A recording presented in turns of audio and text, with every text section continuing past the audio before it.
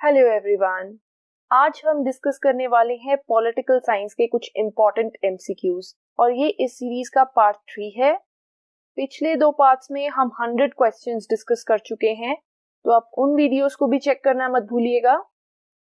तो चलिए शुरुआत करते हैं आज की वीडियो की। Question number 1, which one of the following statements is correct? 4 statements दी गई हैं, उनमें से हमें बताना है कि क्या सही है या करेक्ट है। A. The Constituent Assembly of India was elected by the provincial assemblies in the year 1946. Bharat की कॉन्स्टिट्यूएंट असेंबली को किसके द्वारा इलेक्ट किया गया था? प्रोविंशियल असेंबलीज द्वारा ईयर 1946 में। पहली स्टेटमेंट ये है। दूसरी है, the first session of the constituent assembly of India was held in January 1947. तो कॉन्स्टिट्यूएंट असेंबली का फर्स्ट सेशन कब हुआ था? जनवरी 1947 में। C. The Constitution of India was adopted on 26 January 1950. और फोर्थ स्टेटमेंट है none of the above. तो इसका राइट आंसर है option A. The Constituent Assembly of India was elected by the provincial assemblies in the year 1946. बाकी की जो statements हैं, option B भी गलत है, ऑप्शन सी भी गलत है। कॉन्स्टिट्यूएंट असेंबली का फर्स्ट सेशन हुआ था 9 दिसंबर 1946 को और इसको अडॉप्ट किया गया था 26 नवंबर 1949 को। Question number 2, in a federal government the powers are divided between the centre and the states by. Federal government में सेंटर और स्टेट्स के बीच में जो पावर्स डिवाइडेड होती हैं वो किसके द्वारा डिवाइड की जाती हैं? ए. द सेंट्रल गवर्नमेंट यानी कि जो केंद्रीय सरकार होती है। B. Majority decision. C. The constitution या डी. The parliament. इनमें से कौन है जो पावर्स को डिवाइड करता है between the centre and the states? The right answer is option C, the constitution. Constitution divide करता है सेंटर और स्टेट्स की पावर को। Question number 3, who says that because society is federal authority must also be federal? ये किसने कहा है कि क्योंकि सोसाइटी जो है वो फेडरल होती है तो जो अथॉरिटी है वो भी फेडरल होनी चाहिए? ऑप्शन ए है हेनरी मेन, बी है आर.एम. मैकाइवर, सी है बेंथम और डी है हैरल्ड लास्की। इसका करेक्ट आंसर है option D, Harold Laski. Question number 4, the Indian president's veto power is a combination of. यहाँ 4 तरह की वीटो बताई गई और हमें बताना है कि इंडियन प्रेसिडेंट के पास इनमें से कौन कौन सी वीटो पावर है। 1. Pocket veto, 2. Absolute veto, 3. Suspensive veto और 4. Qualified veto. तो इसका राइट आंसर है option D, 1, 2 and 3। Indian president के पास पॉकेट वीटो है, एब्सोल्यूट वीटो है, सस्पेंसिव वीटो भी है, लेकिन क्वालिफाइड वीटो नहीं है। क्वालिफाइड वीटो जो है वो यूएस के प्रेसिडेंट के पास है। इसमें क्या होता है कि लेजिस्लेचर एक बिल प्रेसिडेंट के पास भेजती है और प्रेसिडेंट उसे 10 दिन के अंदर रिटर्न कर देता है बैक टू द लेजिस्लेचर। तो लेजिस्लेचर दोबारा से उसी बिल को विद स्पेशल मेजॉरिटी या विद हायर मेजॉरिटी जब दोबारा पास कर देती है तो वो प्रेसिडेंट के वीटो को ओवरराइड कर जाता है और प्रेसिडेंट को अपना असेंट देना ही होता है, यानी कि प्रेसिडेंट को अपनी अनुमति देनी ही पड़ती है अगर लेजिस्लेचर दोबारा से उसे विद हायर मेजॉरिटी या स्पेशल मेजॉरिटी पास कर दे तो। Question number 5, the juvenile justice care and protection of children act was enforced in the year. Juvenile justice care and protection of children act को किस ईयर में enforce किया गया? Option A है 2012, option B है 2013, option C है 2015 और option D है 2016। तो इसका करेक्ट आंसर है ऑप्शन डी, 2016 या 2016। इस एक्ट को पास तो 2015 में किया गया था लेकिन इन्फोर्स किया गया था 2016 में। और ये एक्ट क्या कहता है कि अगर कोई जुवेनाइल या किशोर जो कि 16 से 18 की एज के बीच में है वो कोई सीरियस क्राइम में इन्वॉल्व होता है तो उसे एज एन एडल्ट ही ट्राई किया जाएगा। Question number 6, when the annual union budget is not passed by the Lok Sabha.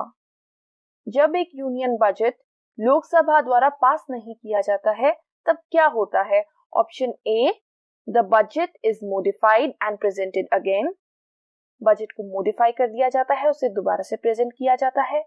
या B, the budget is referred to the Rajya Sabha for suggestions. Budget को राज्यसभा में रेफर कर दिया जाता है सजेशंस के लिए। Option C, the PM submits the resignation of council of ministers. PM council of ministers का रेजिग्नेशन सबमिट कर देता है। Option D, the union finance minister is asked to resign. जो केंद्रीय हमारे फाइनेंस मिनिस्टर होते हैं उनको रिजाइन करना पड़ता है। तो इनमें से क्या होता है?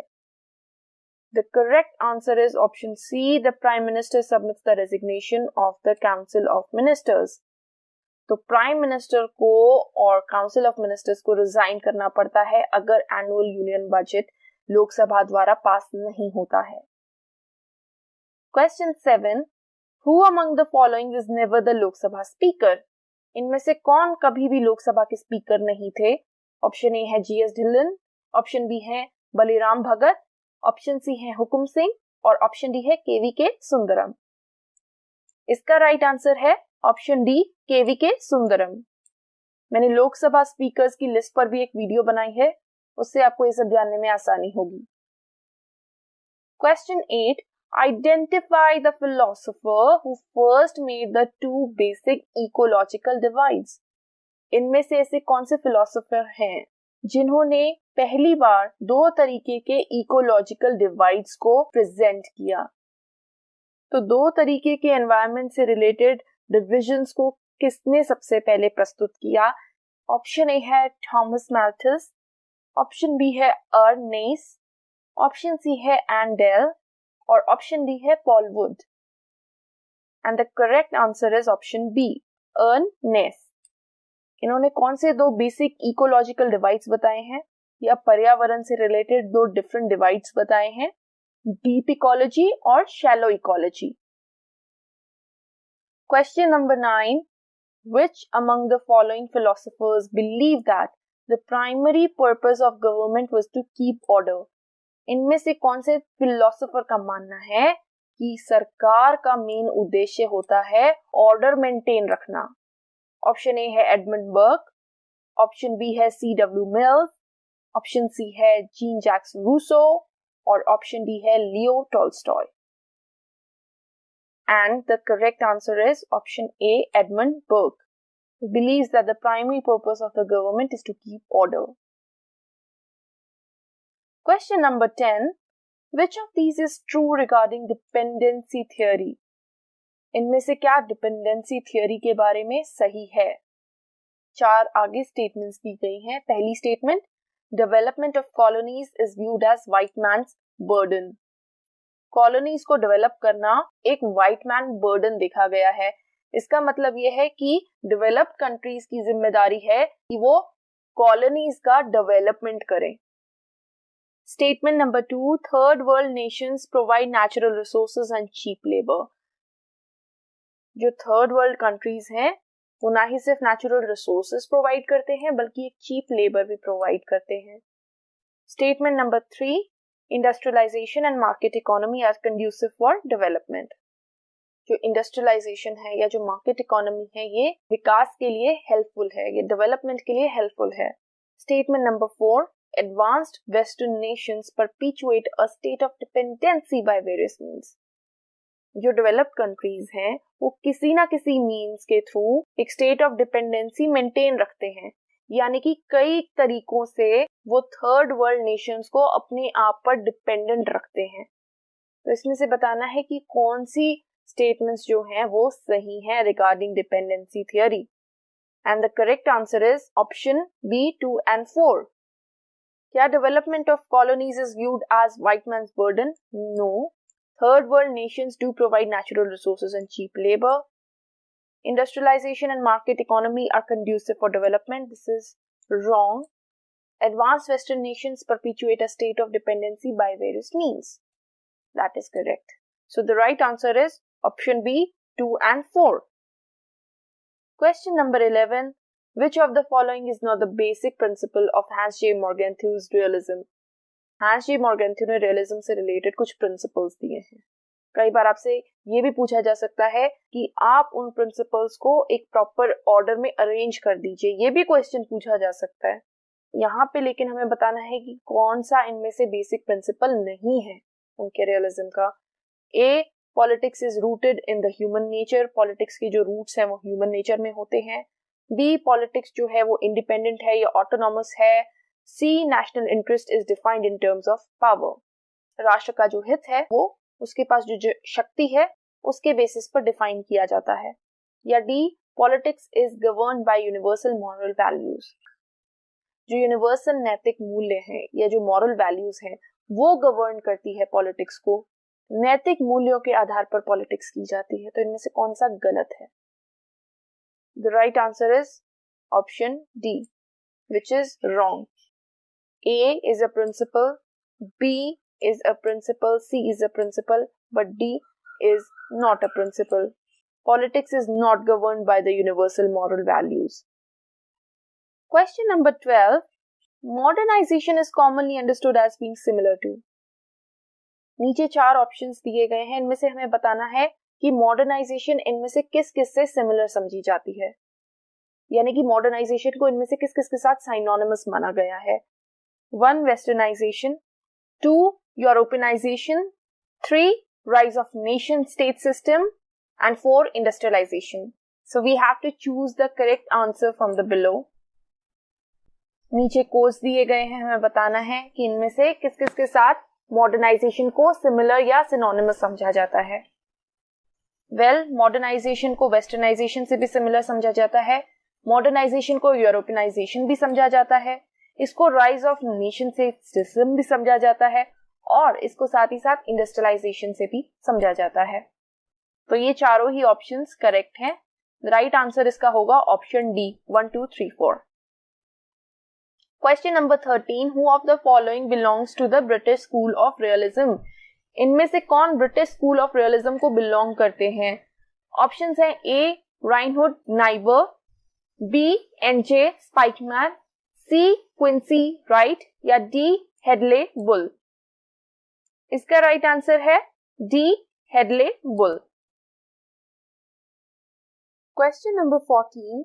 Who among the following regards political development as political modernization plus institutionalization? इनमें से किसने पॉलिटिकल डेवलपमेंट को पॉलिटिकल मॉडर्नाइजेशन प्लस इंस्टीट्यूशनलाइजेशन माना है? ऑप्शन ए है आलमंड. ऑप्शन बी है हेलियो जैकोरेव. ऑप्शन सी है साइरल ब्लैक. ऑप्शन डी है नन ऑफ द अबव. इसका सही आंसर है ऑप्शन बी, हेलियो जैकोरेव. Question 15. Montesquieu's theory of separation of powers emphasizes primarily on. Montesquieu की जो separation of powers की theory है वो किस पर mainly emphasize करती है? A, accountability पर. B, efficiency पर. C, transparency पर. या D, liberty पर. The correct answer is option D, liberty. ये emphasize करती है liberty पर. जब पावर्स का सेपरेशन होगा तो हर ब्रांच फ्रीली होकर कार्य कर पाएगी. उसको पता होगा कि उसके पास क्या क्या पावर्स हैं और उन पावर्स को कोई एंक्रोच नहीं कर सकता, उन्हें कोई छीन नहीं सकता है. Question number 16. Which of the following countries strongly oppose the establishment of the international criminal court as it meant undermining the state sovereignty? इनमें से किस देश ने इंटरनेशनल क्रिमिनल कोर्ट के एस्टैब्लिशमेंट को अपोज किया था, क्योंकि उनका मानना था इससे स्टेट सॉवरेनिटी की वैल्यू कम हो जाएगी? A, France. B, UK. C, USA. और डी, इटली. इसका राइट आंसर है option C, USA. Question 17. Which theory of international relations accommodates the rules for non-state actors? इनमें से इंटरनेशनल रिलेशंस की कौन सी ऐसी थियोरी है जिनमें नॉन स्टेट एक्टर्स का भी एक रोल होता है? A, realist theory. B, neorealism. C, liberal theory या डी नन ऑफ दीज। इसका सही आंसर है option C liberal theory. Question 18, the Indian delegation to the first world conference on human rights was led by. Human rights पे जो पहली world conference हुई थी उसमें जो भारत का डेलीगेशन था वो किसने लीड किया था? ए डॉक्टर मनमोहन सिंह, बी फारूक अब्दुल्ला, सी दिनेश सिंह या डी आलम खान। इसका राइट आंसर है option A doctor Manmohan Singh. Question number 19, which of these is not related to neo-realist theory of international relations? इनमें से क्या neo-realist theory से related नहीं है? A, actors react in an anarchical environment.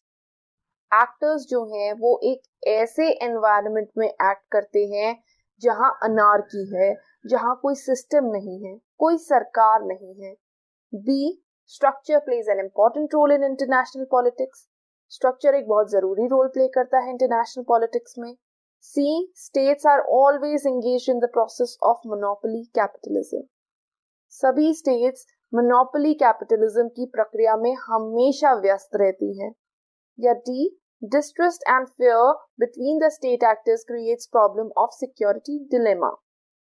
देशों के बीच में जो डर है और एक जो डिस्ट्रस्ट है एक दूसरे को लेकर, इससे सिक्योरिटी डिलेमा की एक प्रॉब्लम आ जाती है। तो इसमें से क्या सही नहीं है in regards to the neorealist theory? The correct answer is option C, states are always engage in the process of monopoly capitalism. ये न्यूरोरियलिस्ट थ्योरी से रिलेटेड नहीं है, बाकी जो तीनों ऑप्शंस हैं they are related with the theory. It talks about the security dilemma, it talks about anarchy, it does talk about the structure. Question number 20, Harold Laswell's Politics Who Gets What, When and How discusses.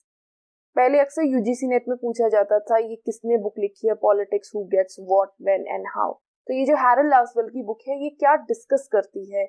ये distributive justice को discuss करती है, ये scientific method और value relativism को discuss करती है, ये social implications of political participation को डिस्कस करती है, या ये फंडामेंटल्स ऑफ पॉलिटिकल पार्टिसिपेशन को डिस्कस करती है? इनमें से ये क्या डिस्कस करती है? तो इसका जो करेक्ट आंसर है वो है ऑप्शन बी, ये साइंटिफिक मेथड और वैल्यू रिलेटिविज्म को डिस्कस करती है। नेक्स्ट क्वेश्चन जो है वो एक असर्शन और रीजन बेस्ड क्वेश्चन है। असर्शन और रीजन बेस्ड क्या होता है? असर्शन में एक स्टेटमेंट दे दी जाती है और रीजन जो होता है वो कारण होता है उस स्टेटमेंट के पीछे। अगर स्टेटमेंट में लिखा गया है कि ऐसा कुछ है तो रीजन में उसका कारण बताया जाता है कि ऐसा क्यों है। दैट्स व्हाई यहाँ रीजन वर्ड यूज किया जाता है। तो असर्शन यानी कि जो स्टेटमेंट है, जो असर्ट की गई स्टेटमेंट है वो ये है कि systems approach to comparative politics believes in balance between the inputs and the outputs to maintain the equilibrium. तो जो systems approach है comparative politics की, वो किस में बिलीव करती है? वो बिलीव करती है inputs और output structures के बीच में एक बैलेंस को, ताकि एक इक्विलिब्रियम मेंटेन करा जा सके। ये है पहली हमारी स्टेटमेंट जो कि असर्ट की गई है। और उसके पीछे का रीजन क्या है? Systems approach is criticized as a status quoist model. Systems approach को क्रिटिसाइज किया गया है कि इसमें तो स्टेटस को होता है, ये यथास्थिति की बात करता है, तो ये इसका एक क्रिटिसिज्म है। तो ऑप्शन ए है कि both A and R are true, कि दोनों स्टेटमेंट और रीजन सही हैं और जो रीजन है वो असर्शन की करेक्ट एक्सप्लेनेशन है। ऑप्शन बी कहता है कि दोनों ए और आर जो है वो ट्रू है, लेकिन जो रीजन है वो असर्शन की करेक्ट एक्सप्लेनेशन नहीं है। वो ये नहीं बता पा रहा है कि जो कारण है उस असर्शन के बीच में वो कारण सही है या नहीं है। Option C, A is true but R is false, statement सही है लेकिन रीजन गलत है। ऑप्शन डी, कि स्टेटमेंट तो गलत है लेकिन रीजन जो दिया गया है वो सही है। हमें ये बताना है कि इसमें से क्या सही है या क्या गलत है, या दोनों ही सही है या दोनों ही गलत है। तो देखिए इसका राइट आंसर है ऑप्शन बी, दोनों ए और आर सही तो हैं लेकिन जो रीजन है ना वो असर्शन या स्टेटमेंट की करेक्ट एक्सप्लेनेशन नहीं है। तो आप देख लीजिए, ये बात तो कर रहा है कि सिस्टम्स अप्रोच बात करता है एक इक्विलिब्रियम को मेंटेन करने की, ये बिल्कुल सही है। ये इनपुट्स और आउटपुट्स के बीच में बैलेंस बनाने की बात करता है, और ये बात भी बिल्कुल सही है कि सिस्टम्स अप्रोच को क्रिटिसाइज किया गया है कि इसमें तो स्टेटस को है, ये यथास्थिति की बात करता है। लेकिन ये सही रीजन नहीं है जो स्टेटमेंट दी गई है उसका। सिस्टम्स अप्रोच का इक्विलिब्रियम को मेंटेन करने की बात करना, इसका कोई लेना देना नहीं है इसके स्टेटस को होने से। Question number 22, which one of the following are the two environments that exist in input-output approach according to David Easton? David Easton की जो इनपुट आउटपुट अप्रोच है उसमें उन्होंने किन दो एनवायरनमेंट्स के एग्जिस्ट होने की बात की है। नाउ अगर आपने मेरी इनपुट आउटपुट अप्रोच वाली वीडियो देखी है तो 100% ये आंसर आपको पता होगा। ऑप्शन है A international and national environment, B social and political environment, C internal and external environment, या D intra societal and extra societal environment. इसका राइट आंसर है option D, intra societal and extra societal environment. Next question, which of the following statements is not true in case of M.N. Roy? M.N. Roy के बारे में इनमें से कौन सी statement गलत है? A, he prepared a model constitution for free India. उन्होंने free India का एक आजाद भारत का एक कॉन्स्टिट्यूशन प्रिपेयर किया था। B, sovereign power was to be vested in people. उनका मानना था कि जो sovereign power है लोगों में vested होनी चाहिए। C, people's committee to be set up in villages, towns and cities. गांव में, शहरों में, सिटीज में पीपल्स कमिटी सेटअप की जाए। D, he did not concede the right of succession to its constituent units. जो कॉन्स्टिट्यूएंट यूनिट्स हैं यानी कि जो इकाइयां हैं उनके पास सक्सेशन का राइट नहीं होना चाहिए, ऐसा उनका मानना था। तो इनमें से क्या सही नहीं है? देखिए, ए सही है, he did prepare the model constitution. B भी सही है, सी भी सही है, वो पीपल्स कमेटी का सपोर्ट करते थे। लेकिन डी जो है वो गलत है। ये मानना कि इकाइयों के पास अलग होने का राइट नहीं होना चाहिए, ये स्टेटमेंट गलत है, ऐसा उनका मानना नहीं था। Question number 24, who is associated with the self respect movement? इनमें से सेल्फ रिस्पेक्ट मूवमेंट से कौन एसोसिएटेड है? A, Vinoba Bhave, B, E V Ramaswami Naicker, C, B R Ambedkar, या डी, बाल गंगाधर तिलक। इसका राइट आंसर है option B, E V Ramaswami Naicker. ये क्वेश्चन मैंने यहाँ इसलिए पूछा है क्योंकि कई बार लोग पेरियार में और ईवी रामास्वामी नायकर में कंफ्यूज हो जाते हैं, ये दोनों एक ही थे। For lock, which of the following statements is not true? Lock के लिए इनमें से कौन सी स्टेटमेंट सही नहीं है? 1, the state must be a constitutional state, वो एक कॉन्स्टिट्यूशनल स्टेट को सपोर्ट करते थे। Government must possess discretionary powers, सरकार के पास डिस्क्रिशनरी पावर्स होनी चाहिए या विवेकाधीन शक्तियां होनी चाहिए। 3, it's a tolerant state, state जो है वो टॉलरेंट हो। 4, the right to property is not a natural right, right to property एक नेचुरल राइट नहीं है। तो इसमें हमें बताना है कि कौन सी स्टेटमेंट्स गलत हैं। पहली सही है, the state must be a constitutional state, state के पास डिस्क्रिशनरी पावर्स होनी चाहिए, स्टेट टॉलरेंट होनी चाहिए, ये भी सही है। लेकिन the right to property is not a natural right, ये गलत है। वो राइट टू प्रॉपर्टी को एक नेचुरल राइट मानते थे, तो यहाँ गलत कौन सा हुआ? 4। तो सही है option D, 4 only. Question number 26, the salaries and allowances of जजेस of high courts are charged from the high court के जजेस की जो सैलरीज हैं और अलाउंसेस हैं वो कहाँ से चार्ज किए जाते हैं? कंसोलिडेटेड फंड ऑफ इंडिया से, कंटिजेंसी फंड ऑफ इंडिया से, consolidated fund of the state से, या contingency fund of the state से? इसका सही आंसर है option C, consolidated fund of the state. The salaries and allowances of the judges of high courts are charged from the consolidated fund of the state. Question number 27, which institution in a federal system is called the balancing wheel of the constitution? Federal system में इनमें से किस institution को constitution का एक balancing wheel बोला गया है? A, legislature, B executive, C judiciary या डी प्रेस? इसका सही आंसर है ऑप्शन सी जुडिशरी। जुडिशरी को कॉन्स्टिट्यूशन का बैलेंसिंग व्हील माना गया है। Question number 28, what is the legal basis for establishment of cabinet committees in India? Cabinet committees की एस्टैब्लिशमेंट का लीगल आधार क्या है? A, rules for parliamentary procedure, B, allocation of business rules government of India, C, resolution of cabinet या D, decision of the prime minister? इसका सही answer है option B, allocation of business rules government of India is the legal basis for the establishment of cabinet committees in India.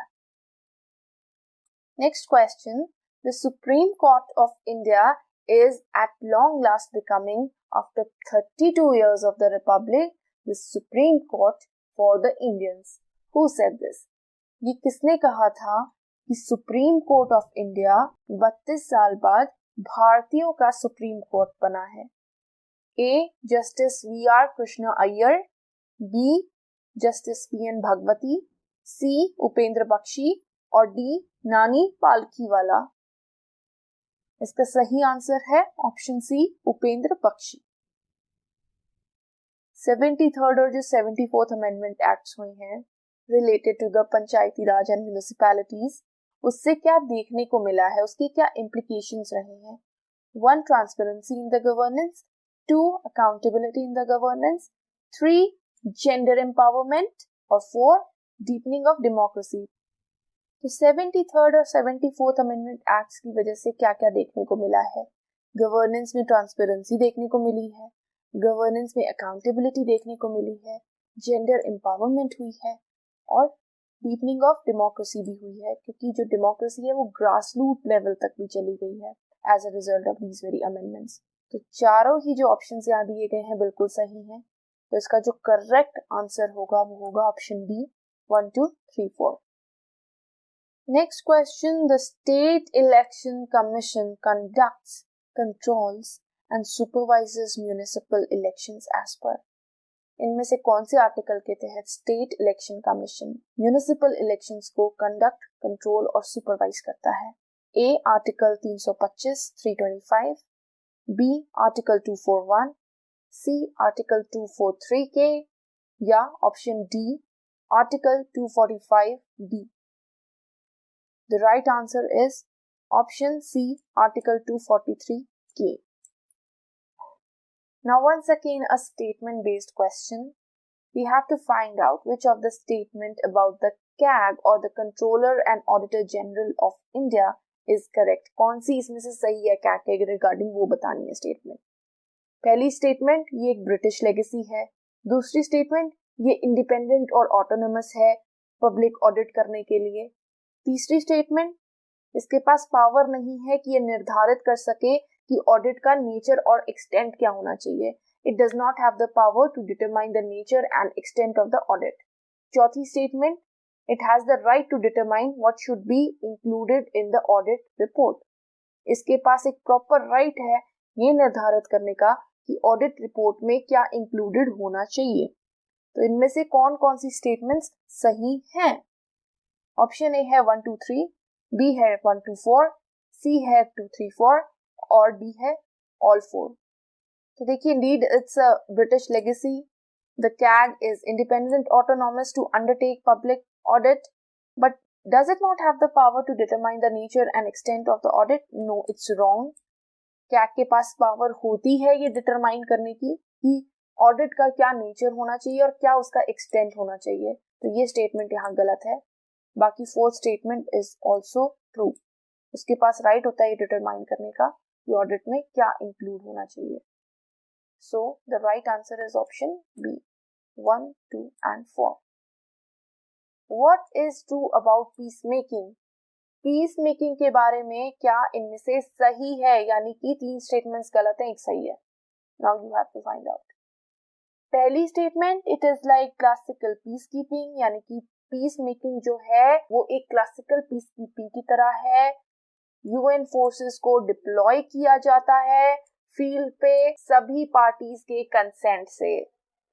B. It involves developing social, political and economic infrastructure to prevent further violence and consolidate peace. Peacemaking में आता है social, political and economic infrastructure को develop करना ताकि जो further violence है उसको prevent किया जा सके और peace को strong बनाया जाए, peace को strengthen किया जाए। C. It involves confidence building measures. इसमें confidence building measures आते हैं, फैक्ट फाइंडिंग आती है और यूएन की फोर्सेस को डिप्लॉय किया जाता है ताकि फर्दर कॉन्फ्लिक्ट को प्रिवेंट किया जा सके। D. It is design to bring hostile parties to agreement.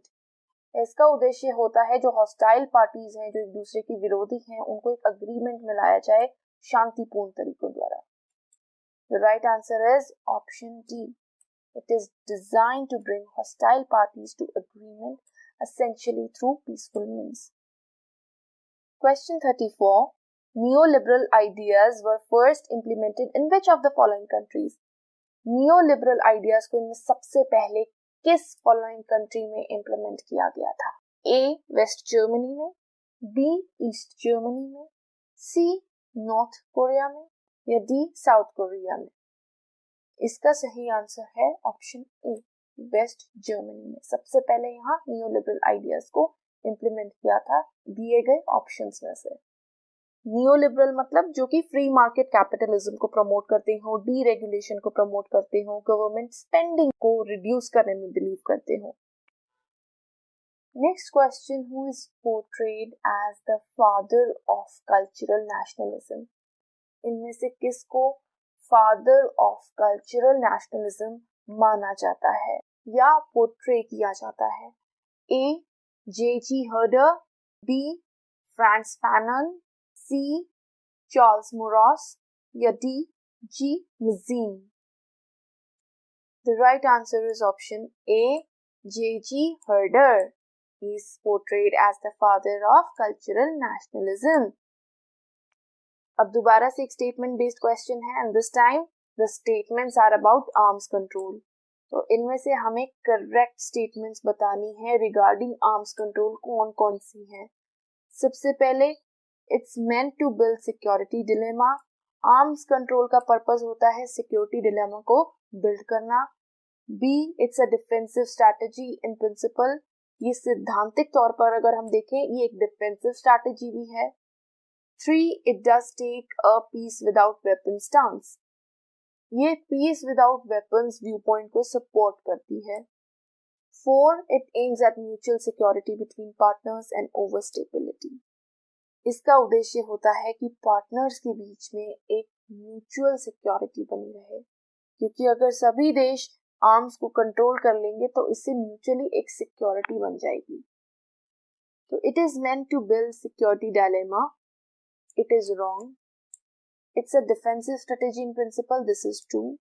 It does take a peace without weapons stance. No, it does not. It only talks about limiting the arms. 4. It aims at mutual security between partners. This is absolutely true. So the right answer will be option B, 2 and 4. Question 37.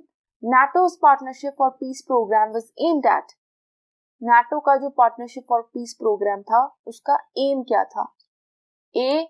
जो x eastern bloc states हैं उनको organisation में लाना, उनको incorporate करना। B. जो shrubs की problem थी बॉस्निया में उसको टैकल करना।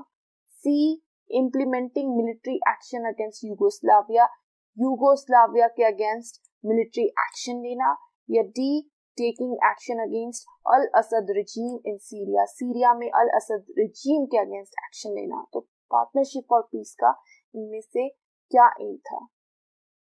The right answer is option A, incorporating ex eastern bloc states into the organisation. और इस प्रोग्राम को 1994 में लॉन्च किया गया था। Which of the following thinkers regard international relations as an autonomous discipline? इनमें से कौन से थिंकर्स आईआर को एक ऑटोनॉमस यानी कि इंडिपेंडेंट डिसिप्लिन रिगार्ड करते हैं? 4 थिंकर्स के नाम दिए गए हैं, इनमें से कौन से सही है ये बताना। C.A.W. Manning, Carlin copper, Martin right या Hobson. So C.A.W. Manning regards IR as an autonomous discipline. Karlin Copper also regards it as an autonomous discipline, but not Martin Wright. Hobson does. सही answer इसका हुआ option D 1, 2 and 4. Next question. India is not a member of which of the following multilateral export control regime? इनमें से भारत कौन से multilateral export control regime का member नहीं है?